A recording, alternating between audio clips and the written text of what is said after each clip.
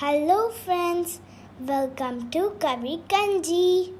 இன்னைக்கு நம்ம வீடியோவில் பைனாப்பிள் யூஸ் பண்ணி ஒரு டேஸ்டியான கேசரி தான் பார்க்க போகிறோம்.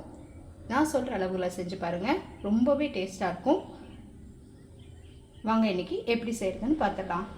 ஒரு பேனில் 2 ஸ்பூன் அளவுக்கு நெய், கொஞ்சம் முந்திரி திராட்சை நல்லா பொன்னிறமாக வறுத்து எடுத்துக்கலாம்.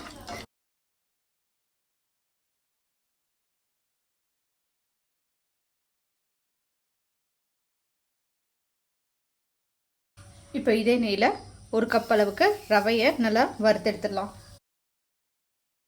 ரவை நல்லா வறுபட்டுருச்சு. இதை இப்போ ஒரு பிளேட்டில் ட்ரான்ஸ்ஃபர் பண்ணிக்கலாம்.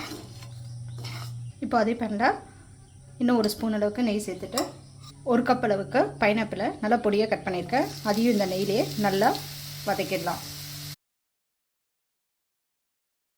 இப்போது பைனாப்பிள் நல்லா வதங்கிடுச்சு. இந்த ஸ்டேஜில் 3.5 கப் அளவுக்கு தண்ணி சேர்த்துக்கலாம். இப்போ தண்ணி நல்லா கொதிஞ்சிருச்சு. இந்த ஸ்டேஜில் நம்ம வறுத்து வச்ச ரவையை இது கூட ஆட் பண்ணிக்கலாம். ஆட் பண்ணி மீடியம் ஃப்ளேம்லேயே குக் பண்ணுங்கள் ரவையை. இப்போ ரவை நல்லா குக் ஆகிடுச்சு. இந்த ஸ்டேஜில் 1.5 கப் அளவுக்கு சுகர் சேர்த்துக்கிறேன்.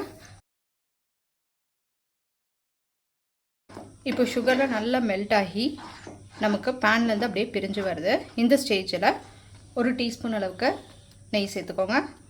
கூடவே நம்ம வறுத்து வச்ச முந்திரி திராட்சையை சேர்த்துக்கலாம். ஒரு 1/4 ஸ்பூன் அளவுக்கு ஏலக்காய் தூள். அவ்வளோதான். நல்லா மிக்ஸ் பண்ணிட்டிங்கன்னா நமக்கு அருமையான பைனாப்பிள் கேசரி சூப்பராக ரெடி ஆகிடுச்சு.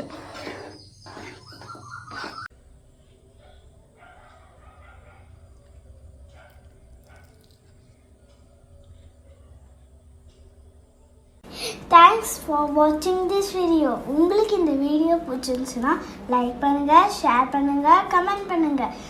மறக்காமல் எங்கள் சேனலை சப்ஸ்கிரைப் பண்ணுங்கள். பக்கத்தில் இருக்கிற பெல் ஐக்கானையும் ப்ரெஸ் பண்ணுங்கள்.